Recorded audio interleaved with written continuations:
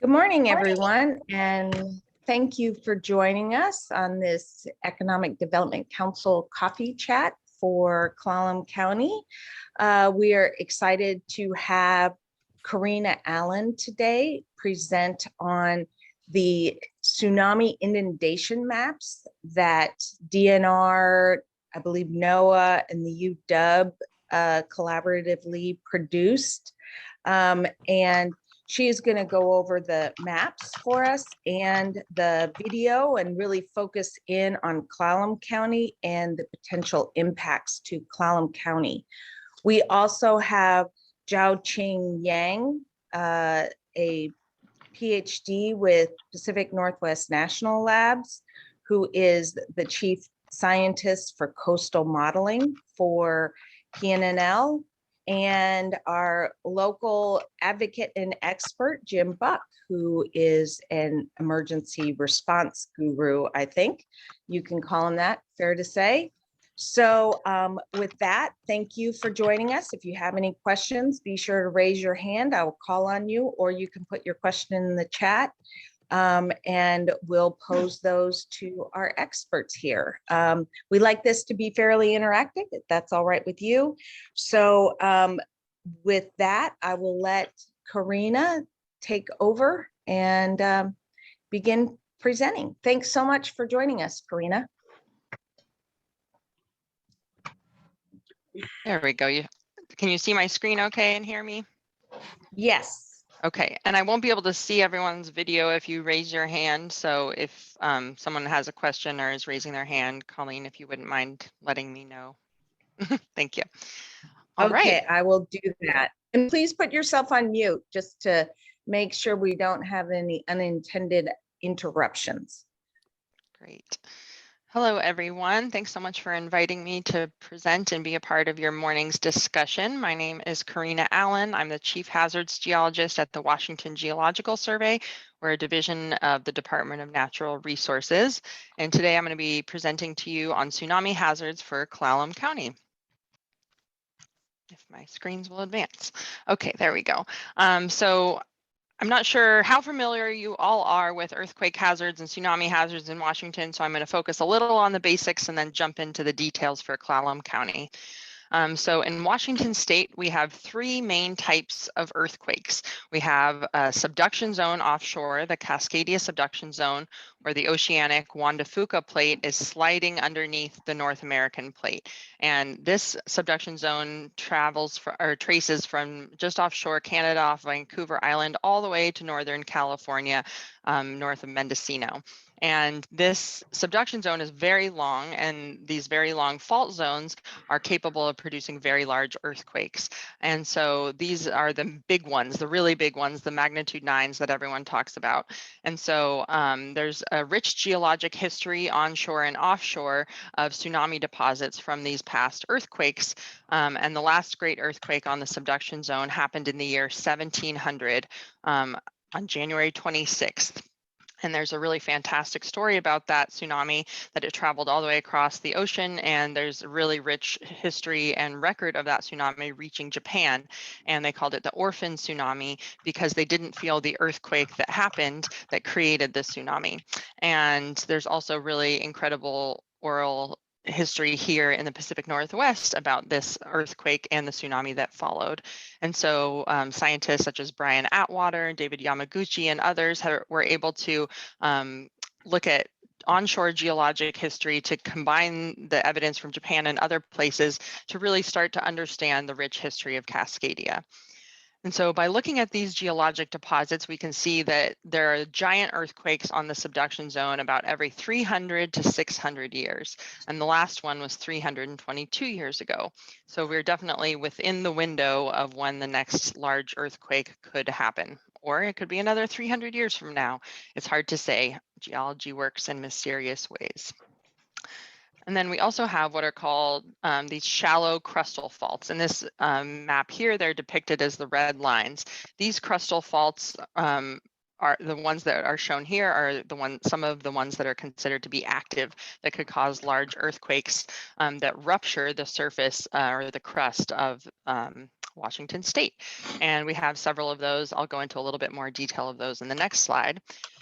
And those are capable of producing around a magnitude 7, 7.5, maybe even 7.7 earthquake. And some of those that cross the Puget Sound could also cause a tsunami, because when the earthquake ruptures, it displaces the land and the seafloor. And if that fault displaces the seafloor underneath the Puget Sound, that could also displace the water in the sound and cause a tsunami.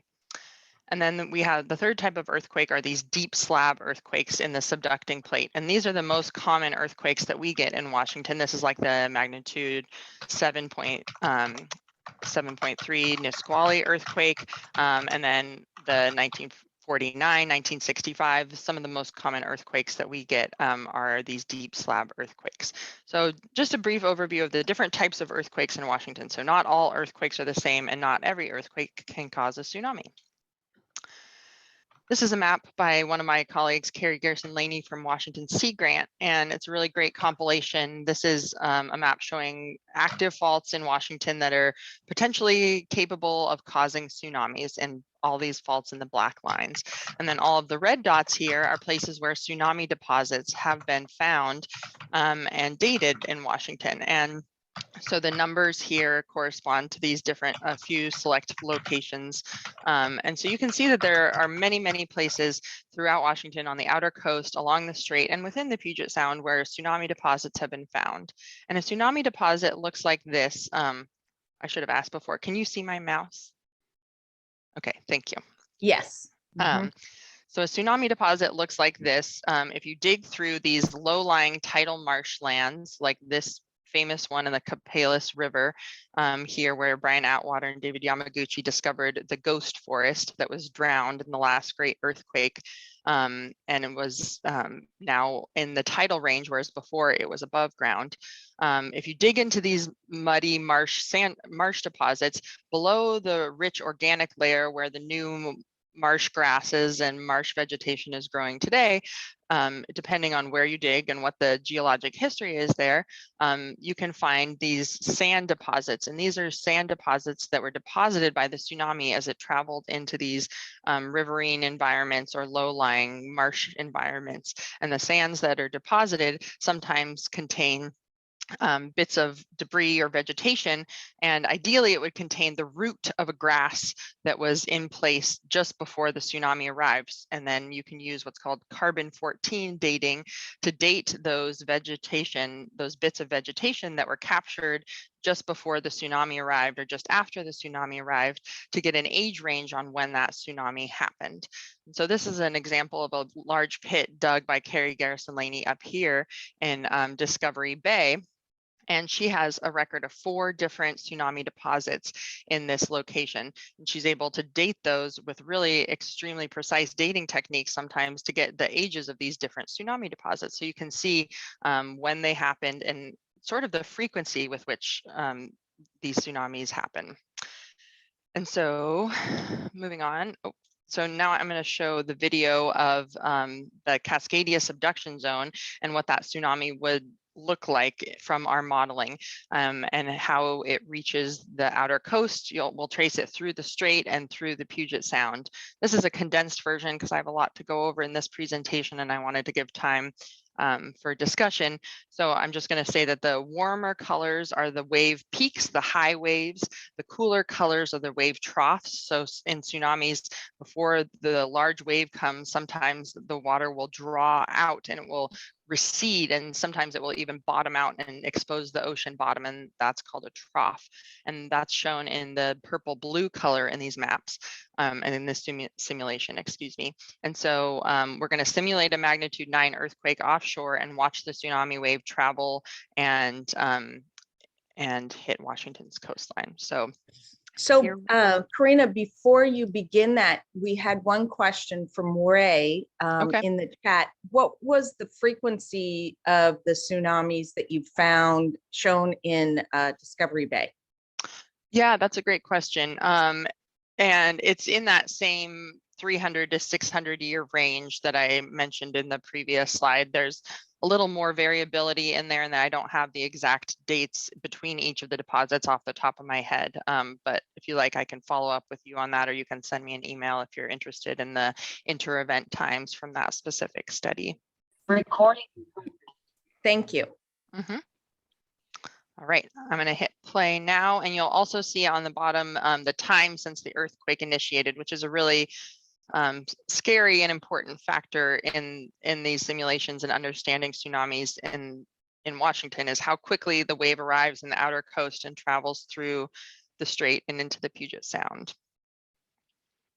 So here we are, and we simulate a magnitude 9 earthquake, and the wave travels out in all directions.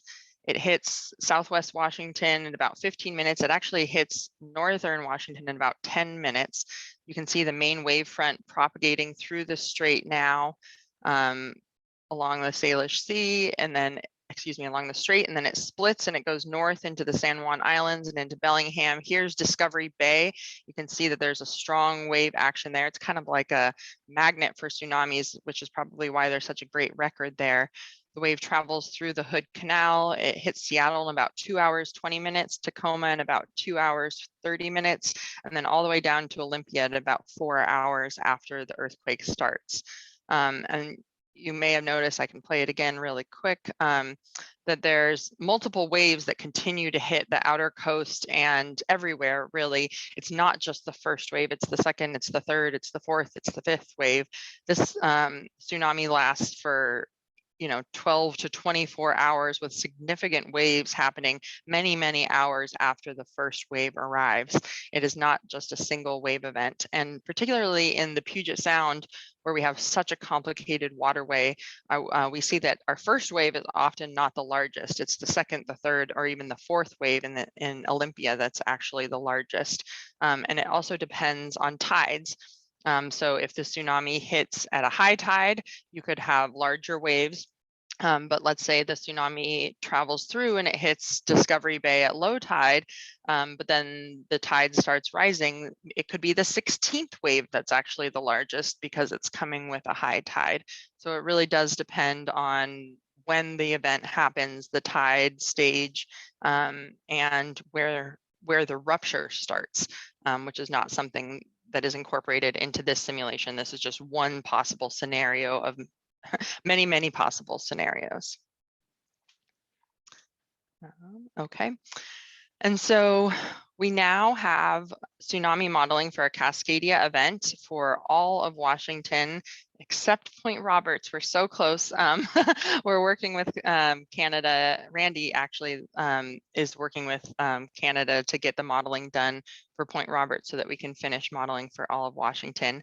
And so this map here is just showing that we have modeling now showing what a magnitude 9 Cascadia event would do for Washington State. And then this map here shows spot locations that are abbreviated and shown in this table, and then approximate wave arrival time and offshore wave amplitude. And just to share this, and I'll be showing this in more detail in the maps to come, but like the simulation showed, the first wave arrives in La Push at about 10 minutes after the earthquake starts. The earthquake shaking can last 3 to 6 minutes.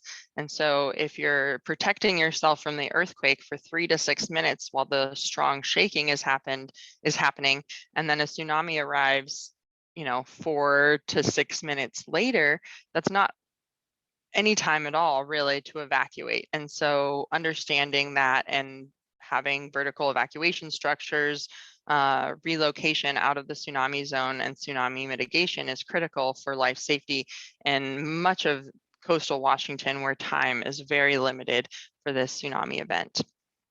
The first wave arrives in Neah Bay at about 20 minutes after the earthquake starts, and then it takes some time to travel through the strait, and it arrives at Port Angeles at about 1 hour, and then down in Port Townsend, and I think at about 1 hour and 20 minutes. And then it continues to travel through the sound as I discussed in the simulation. Corina, we have a question from Kelly Rupp about liquefaction. Is that something you'll cover? That is not something I will cover. Is there a specific question about liquefaction, or just will there be? Kelly, you can unmute if you'd like. Yes, Corina, just wondering that on the shorelines here, particularly the sandy shorelines, with liquefaction from the earthquake, would it amplify the effect of the tsunami and or complicate modeling? So our tsunami modeling is using a bare earth model is what we call it. So our tsunami modeling is simplified from the actual built environment and the vegetated environment, because we simply don't have the computing power or the modeling power to model a tsunami at this scale for all of Washington. There have been studies that are very site specific where they look at the built environment and vegetation. And to my knowledge, there hasn't been a tsunami model done that incorporates liquefaction and how that would impact tsunami run-up or inundation. One of the things that I will get into in just a minute here is the co-seismic subsidence. So when the earthquake happens, and we see this in the Copalis Ghost Forest down in Copalis, we see it in other locations. The land in coastal Washington is expected to subside or drop during the earthquake, and that can cause an immediate inflow of water because the land and the ocean are dropping together. So what was once right on the shore is now under present day sea level. And so that can cause flooding. So there can be, and that is accounted for in our models, but the liquefaction is not accounted for in our tsunami models. And I guess to answer your question, yes, we are expecting that there will be significant liquefaction in much of coastal Washington, where you have river deposits, where you have weak sediment sands. Those are all areas that are prone to liquefaction and are highly liquefiable. Thank you, Corina. Darlene has a question for you. Darlene? Oh, yes. Could you put that link into the chat? The Yes. publication date. Thank you. I can do it after the presentation. Yeah. I'll go ahead and do it, Darlene. Thank you. Thank you. All right. So now I'm going to share some model results for a publication that we just came out with our colleagues, like Colleen mentioned, at the University of Washington Sea Grant, and NOAA's Pacific Marine Environmental Lab. We produced tsunami hazard maps of the Olympic Peninsula from a magnitude 9.0 Cascadia Subduction Zone earthquake, and this just came out in January of this year. And so this is our study area in this polygon here. Just for reference, all of these red dots are locations where tsunami deposits have been found and are discussed in the publication. That's why they're called out. If you use that link that was on the previous page that Colleen's going to put in the chat, that is the link to download this publication. And so the publication consists of a pamphlet, which is the text explaining how we did this model, some background on Cascadia, tsunami modeling, lots of great information. And then additionally, in that publication, there are 14 maps, and these are what we call map sheets.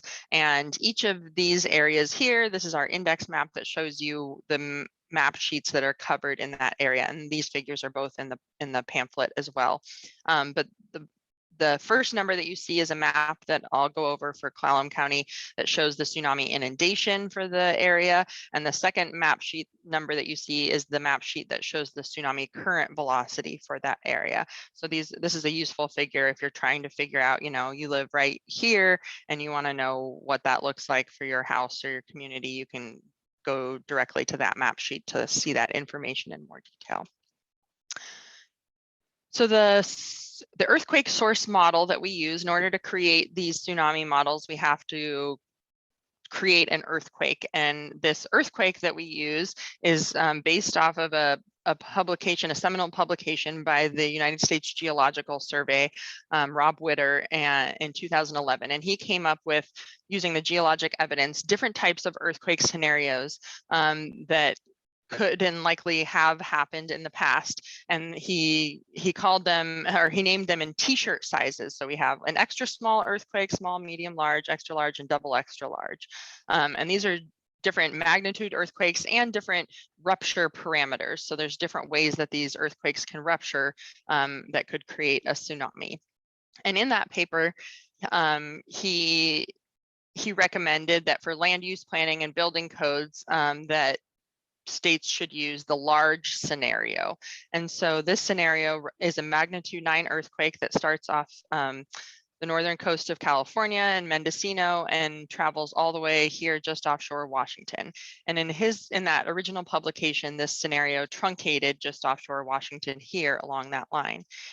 In fact, the subduction zone continues farther north offshore of Vancouver.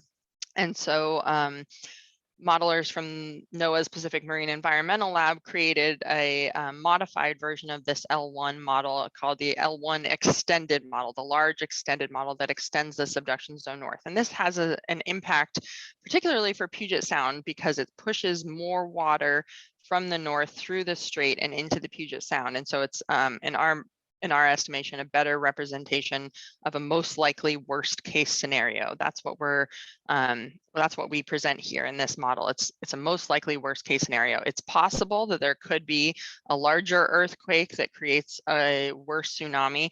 And there's one that is debated on, but that's been recorded in the geologic record that may be larger than the size that we are using for planning purposes.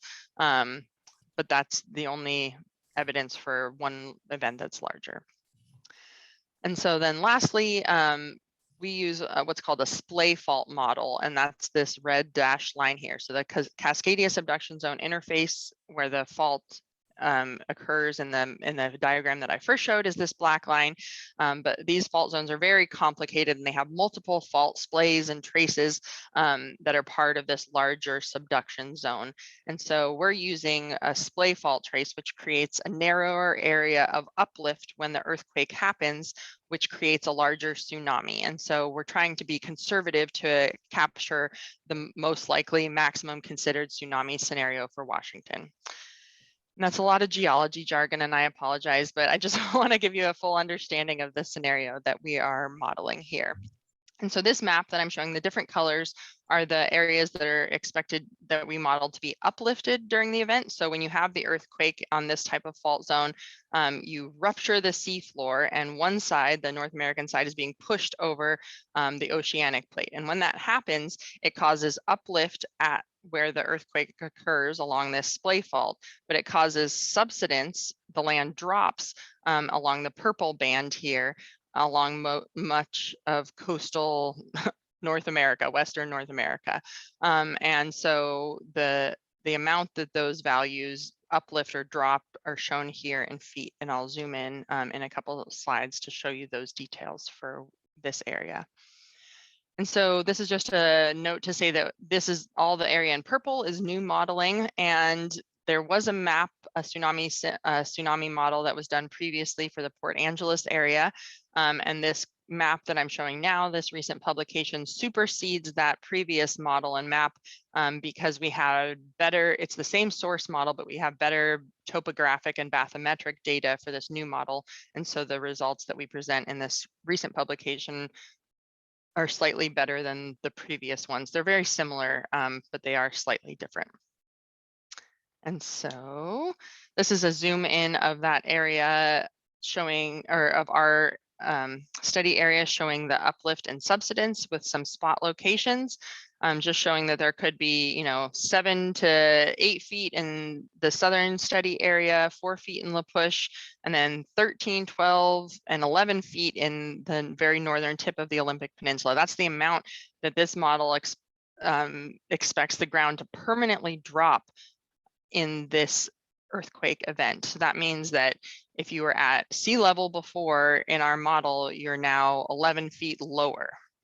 And that happens during the earthquake. So this is a really important part to understand, is that when these large earthquakes happen, there will be subsidence. These models are probably conservative in the amount of subsidence that they use, but it is possible. I guess I'll leave it there. I see there are some questions in the chat. Would you like me to stop and answer those now or keep going? There we go. I think most of those have been answered. I just put the link in the chat. It was Great. primarily, yeah. Thank you. Yeah. Okay, so now I'm going to go through the different map sheets and I'll show, this is an example of the Ozette Lake area, and this is the map sheet that covers the farthest south area of Clallam County on the ocean side. And so I'm going to go through and show the inundation maps and the current velocity maps. So for each of these maps, the colors that you see here, and I'll zoom in. Now I'll just do that for you. The colors that you see here show areas that are modeled to have tsunami inundation. The darkest blue is saturated in the color ramp at 60 feet. So that's 60 feet of flooding over previously dry land. And then the lightest yellow is the 0 to 5 feet range. And we call out different spot locations where we have inundation values, just so you can get a better understanding of what that might mean for these different places. And so in these map sheets, in addition to these spot inundation locations, we also have simulated tide gauges. And what that means is these are locations where we have a tide gauge. And so as the model runs, it's recording the tsunami wave amplitude and current velocity and a number of other things. And so at these places where we have these simulated tide gauge, we have these graphs that show from 0 to 8 hours after the earthquake, what the tsunami wave action looks like at that location. And so you can see that the first wave in this location is the largest, and this is offshore. So this is a 40-foot wave amplitude. And then you can see that there are several waves, that are around the 10-foot range that continue to happen for many hours after the earthquake. And so each of these tide gauges has a different set, depending on where they are in the bathymetry in that area. The tide gauge can show you a different picture of what the tsunami wave does over that time period. Corina, Jim Buck has a clarifying question. Sure. Jim? Thank you. Corina, is this before or after the subsidence? Well, the subsidence happens at time 0, so you can actually see here that it drops below sea level at time 0, and then the tsunami wave arrives, at 10 minutes after. So subsidence is accounted for in all of these tide gauges. Very good. Thank you. Mm-hmm. Okay, so I know it's complicated, and these maps are very detailed, and we won't be able to see everything at the scale of my screen and your screen. So I'm not going to go into all the details of every location, but I will show all of the maps. And then I encourage you to download and look at them on your own for your individual area. And I'll just speak to some of the patterns as we go. So this is the Nia Bay area. You can see here that there is quite significant inundation up these river valleys. There's inundation here, which really does make the tip of the Olympic Peninsula here an island in this inundation while the inundation is happening. There's one more thing I forgot to mention earlier is you'll see in many of these map plates, and it's a little difficult at this scale, but you'll see a purple line. And a lot of Washington has steep coastal bluffs. And so our inundation shows, our models show inundation along the beaches in all of Washington from this tsunami event. But in some places, because the bluffs are so steep, it's not a significant amount of inundation. And so where there's a purple line that shows that there is tsunami activity, there is tsunami inundation, but it's not, we can't show it at the scale of this map. So that's what the purple line means. And so as you see here, we have a simulated tide gauge in each of these bays. And then down here in Clallam Bay, we have inundation here up Cowan Ranch, I believe that's that area. And then so now I'm going to show for the same area what the current velocities look like. These current velocity maps are binned. I don't know if I have it. I should have. You can't quite see it here maybe, but they're binned into these 4 different categories. It's 0 to 3, 3 to 6, 6 to 9, and greater than 9 knots. And these different bins were based off of a study by Pat Lynette from University of Southern California, looking at tsunami current speeds and their impact to the maritime industry. And so the darkest purple colors are the greater than 9 knots, and these are current velocities that are extremely dangerous to boats, mariners, anyone in that strong speed. 6 to 9 is still dangerous and damaging. 3 to 6 is dangerous, and 0 to 3 is not as dangerous. So just for reference, that's what those bins mean and the colors. So if we look here, there's really significant currents in the watch area here. This is where the tsunami hits first, and the waves are coming in very quickly, very, very fast. And so there's there's strong currents here on the outer coast, and strong currents. You'll see strong currents happen where there are peninsulas, islands, points of land that jut out, the Eddy's Hook, the Dungeness Spit, where you have complicated water and islands where the tsunami can travel around them. That's the same for any marina. There's usually eddies and whirlpools that can form in those areas as well. You'll see the currents are not as strong as you go through the strait, but there are some strong currents, again, where you have these complicated topographic features. So now we're gonna sort of just march down the strait. Here we are in the, I guess, Greater Lake Crescent area. You can see that purple line that I talked about. There's tsunami inundation along the coast here, but where you have steep bluffs, the model doesn't overtop those bluffs. But where you have low-lying river valleys or beaches, that's where there's significant inundation in those low-lying areas. Our model did not include Lake Crescent or any of the lakes. There is expected to be sashing, which is when the seismic waves travel through the lake, they cause that sloshing effect, like in swimming pools that you see in different videos. So there is expected to be sloshing, sashing of these lakes from the earthquake shaking, but we don't model any inundation reaching this lake.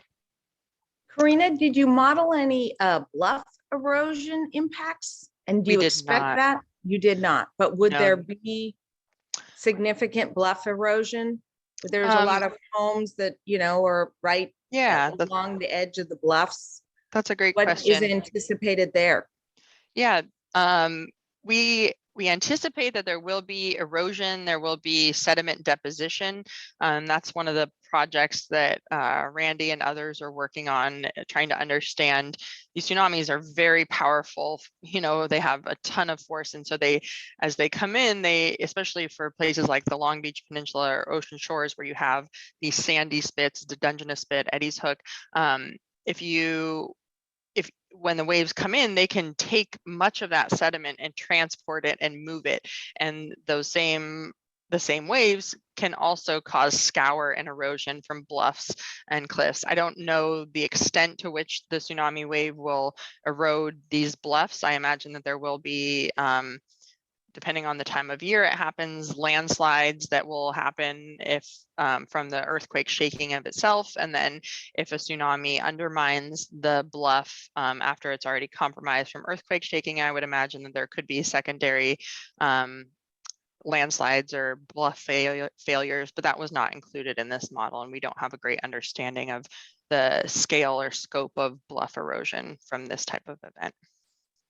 Okay, thank you. Mm-hmm. So this is that same area showing the current velocities. Definitely not as extreme as the outer coast, but again, where you have these low-lying areas and complicated peninsulas and topography, you do see some strong currents localized here. Now we're moving to the Port Angeles area. There is significant inundation here in the lower Elwha, where you have this delta, and the whole Eddy's Hook is modeled to be inundated, similar to the past publication that was superseded.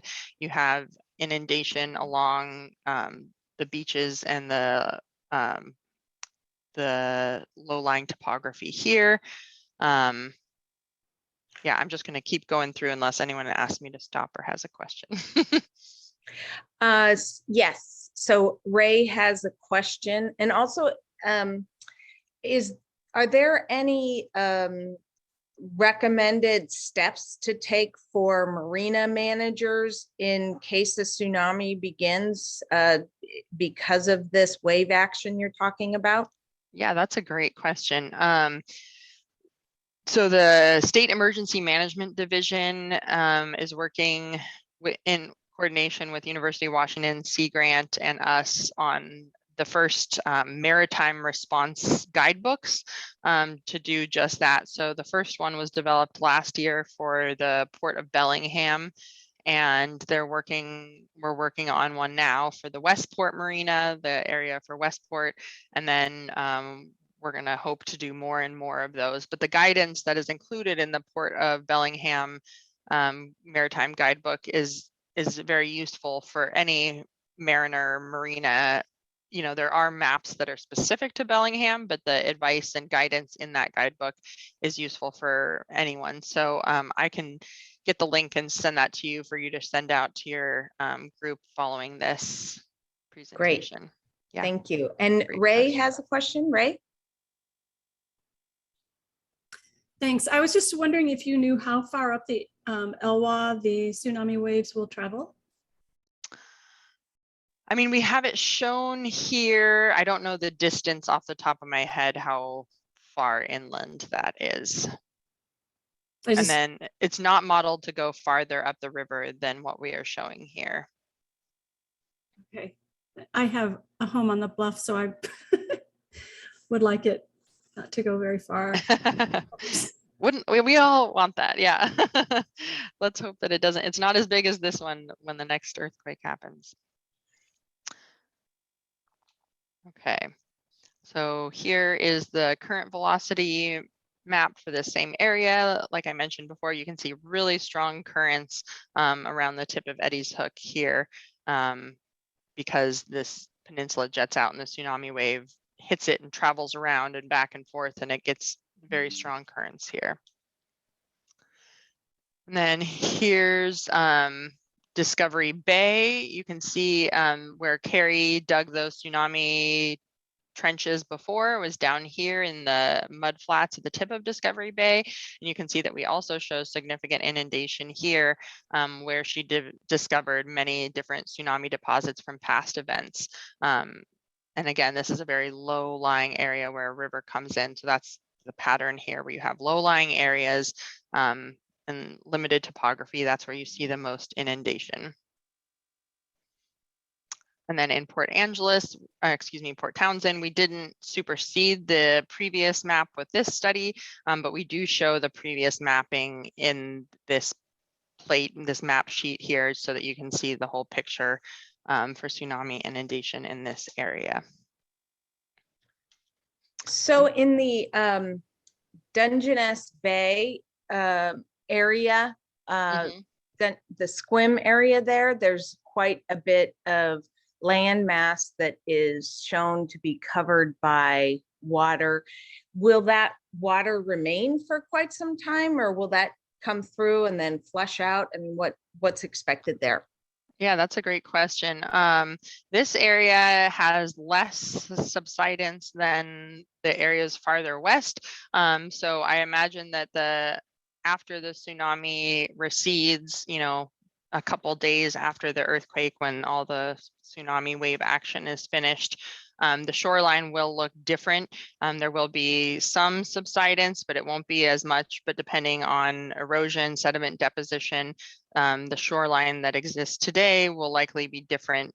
I don't know exactly how different. That, you know, will depend on the tsunami and the earthquake. But the water will recede eventually from these areas, but it will be covered in debris and mud and you know, pieces of buildings and logs and trees if you look at Japan or other places after the tsunami happened, you can just see it. There's, depending on what exists there today, that's what will be there following the tsunami, but it won't be standing likely. It will be damaged, broken, collapsed. So I remember reading about the Japan earthquake of 2011 that there were a lot of foreshocks, aftershocks, tremors, that kind of thing. Is it expected that there would be a bit of warning that we might get the big one soon, if or is it that it would just potentially just happen suddenly? That's a good question. Cascadia is a little unique in that there aren't many earthquakes on it. There aren't many small earthquakes on it. There aren't, there's these really interesting episodic tremors, there's slow slip events, but other subduction zones have, in general, more earthquakes regularly than Cascadia does. And so it's possible that we would get a few foreshocks that would tell us that there's something going on. It's also very possible that we would just get the magnitude 8 or magnitude 9 earthquake with no warning. So it is uncertain. But there will be aftershocks for these large events. Aftershocks happen for years and years and years. They do decay. So after you have the largest one, it's kind of like an exponential decay. So you have the largest event, and then in the following days, you can expect to have many hundreds of large, magnitude 5, 6, 7, maybe even an 8 earthquake. And then in the following months, you can expect to see some 5s, some 4s, some 3s, some 2s, and it will decay over time. But there will be many aftershocks, which could cause landslides. If it's a big enough earthquake, it could cause another tsunami. So it will be a very long time with earthquakes that follow the main earthquake. Okay, and the same question that Ray had about the lower Elwha River, I'm just want to confirm there's a lot of people that live around the Dungeness River, and so it looks like you should be concerned if you live in that area up to where it's depicted, but beyond that, you'll be feeling the same effects as anybody else that lives on the peninsula, generally speaking. Is that a fair analysis? Yes, yeah, you'll feel the strong ground if you're, in these higher areas up here away from the water. You'll feel the strong earthquake shaking. If you're near a river or on weak sediment, you can expect liquefaction. There could be landslides if, the topography is right. There could be secondary earthquake effects, but if you're up high enough outside of the inundation zone, then you don't have to worry about the tsunami impact directly. Obviously it will impact all of our transportation routes, and it will impact your neighbors and your community. And so it will impact you in many ways, but it may not directly impact your home if you're not in the inundation zone. Okay, thank you. So here's the current velocity map for this same area. You can see some strong currents off the tip of the hook here, strong currents in Discovery Bay, and again on the tips of islands and peninsulas. So here's just some of our conclusions from this publication. This is the first time for many of these places that we have estimates of tsunami inundation and current speeds.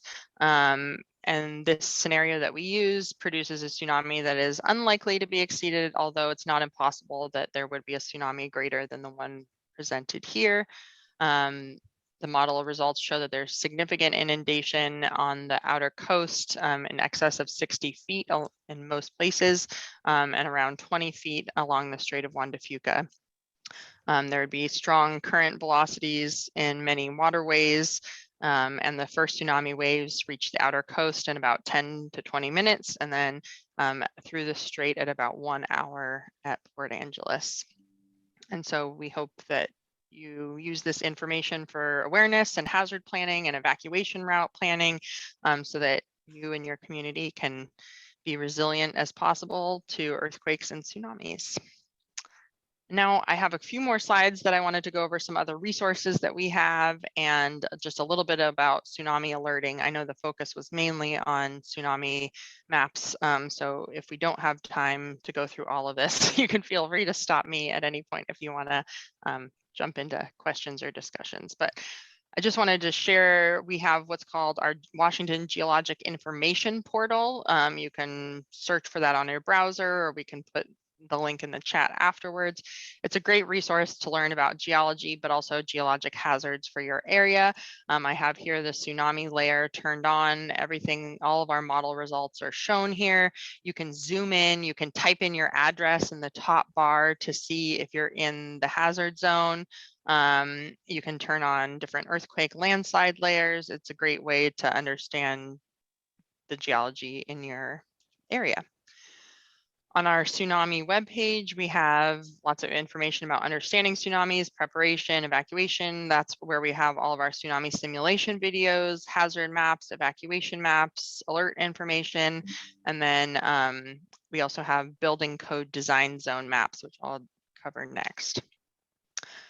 For the first time in 2018, it was actually adopted in 2021, but the Washington state adopted for the first time the tsunami loads chapter of the building code.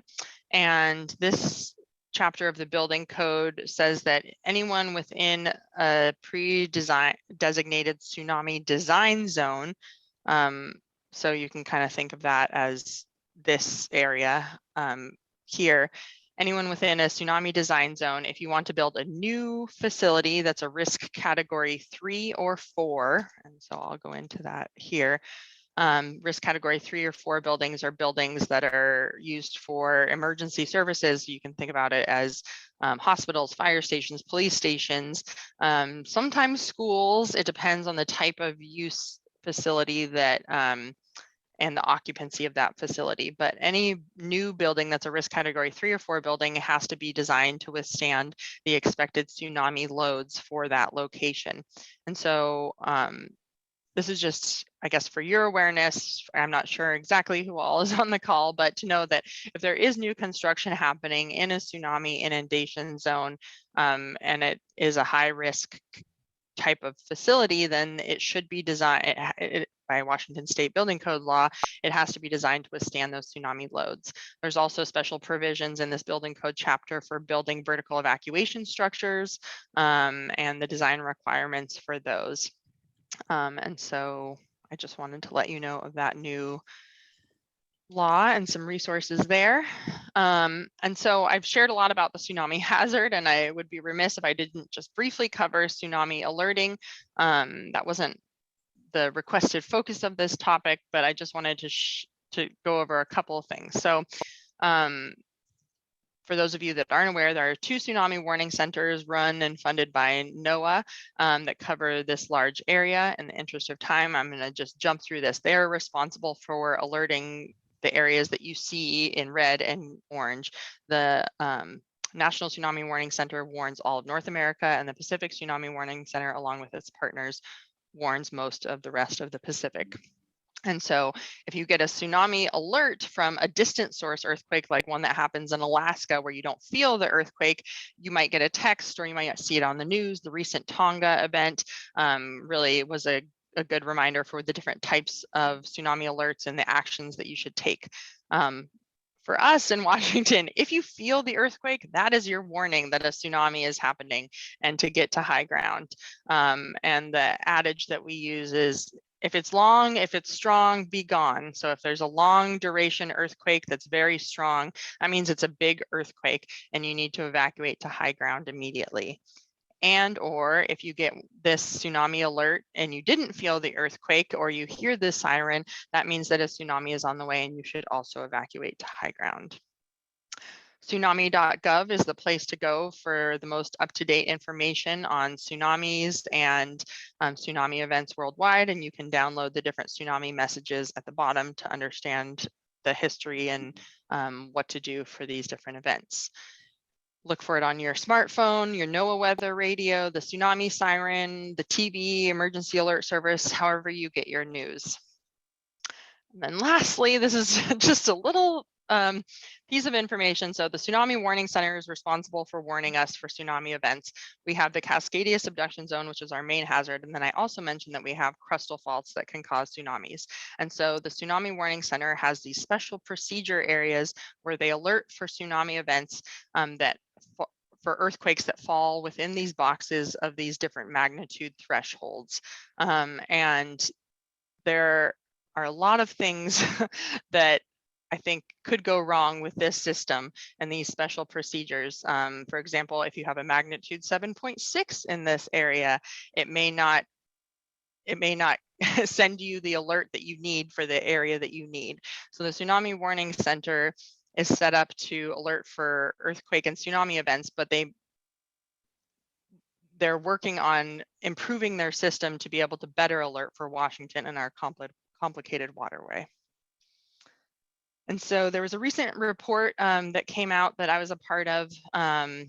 There's a new group formed by Congress called the Tsunami Science and Technical Advisory Panel.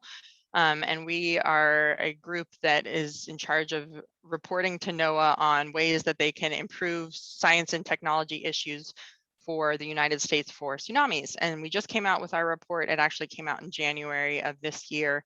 And I can put that link in the chat also when I'm done. And I encourage you to read it. It's recommendations for NOAA on improving their tsunami program. And there's a lot of information in there. And so I'm sorry I went to most of the time, but thank you very much for inviting me. And I'm happy to answer questions and if there's any that we haven't answered so far. Great. Thank you, Corina. I know Kay had a question about the vertical evacuation systems. And I believe especially for the coastline, they're trying to do that around schools. Can you speak to that and if there's funding for that and what's anticipated? Yeah, so right now there is one vertical evacuation structure in Washington. That's the Acosta School. It's on top of the gymnasium just outside of Westport, Washington. There's one that's under construction funded by FEMA, and that is through the Shoalwater Bay Tribe on the Tokeland Peninsula. And there are a couple others in Westport that are in the process of applying for FEMA funding. There's the North Beach School District in Ocean Shores that recently went out for a local bond to try and get local funding to build vertical evacuation structures at their schools. That bond unfortunately did not pass.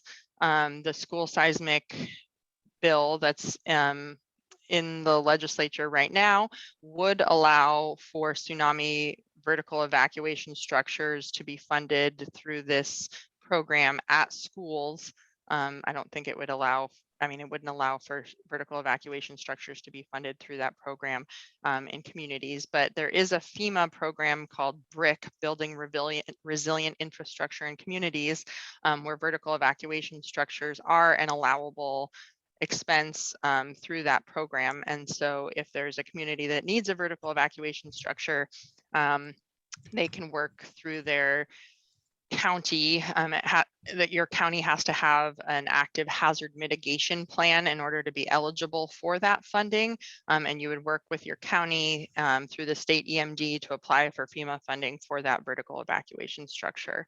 Vertical evacuation structures are really critical for coastal communities that don't have time to evacuate and they have a large area of inundation.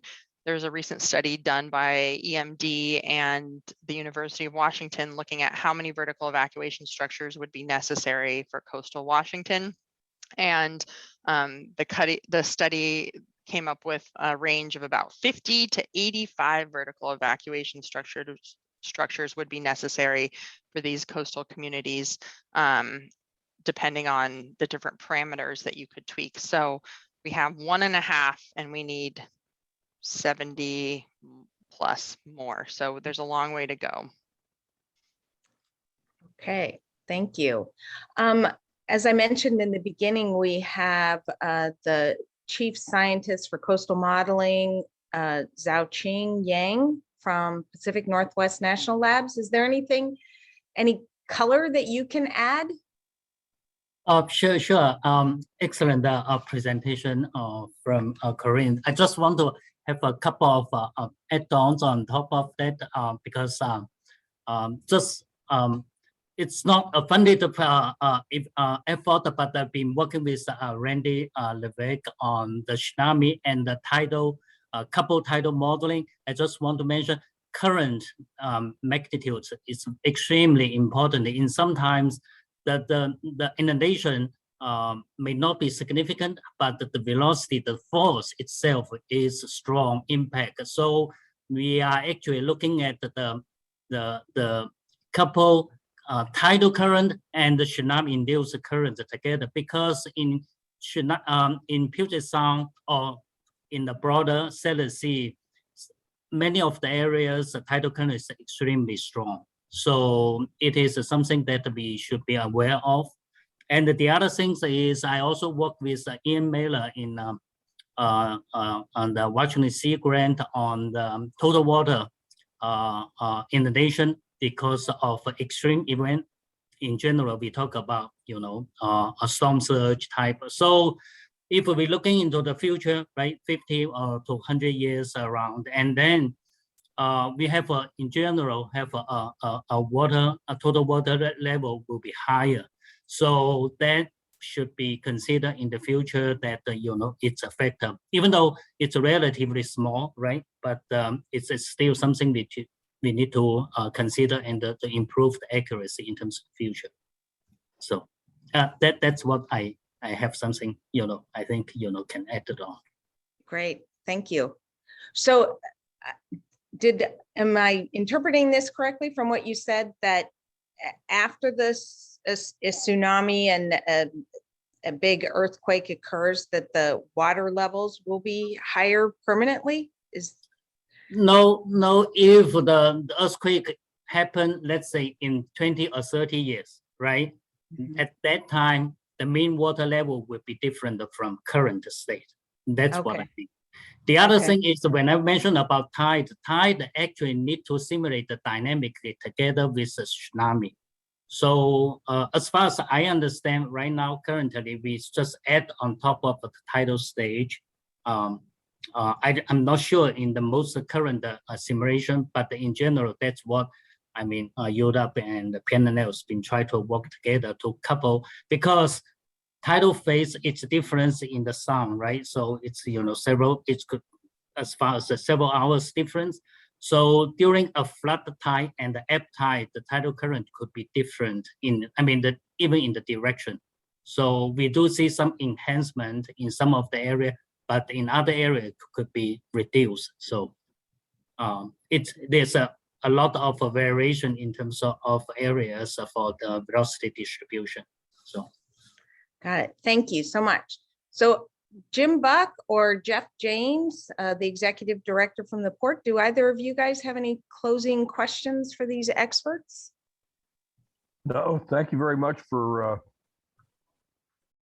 showing us all this, Corina, and excellent job on the maps. Yao-Ching, thank you too. Yeah, I appreciate the brief. I think it was very informative. No questions from this side though. Thank you. All right. And I did put some links in the chat to that report, the Bellingham Maritime Response Strategy in our portal. So I think those are the three that I was going to put links to, but if I'm missing anything, let me know, Colleen. Okay. Well, Corina, I really appreciate your time and appreciate everyone joining us. We will have this on the recording on our website, chooseclallamfirst.com. As soon as we're able to process it and get it uploaded, and then it creates a YouTube link so you can share that if you want to with your networks. It's obviously critical information for everyone to know and understand and be prepared for in the hopefully unlikely event that it occurs, but we've got to be prepared. So thank you, everyone, and enjoy your day. Thank you. Thank you. Bye. Bye-bye.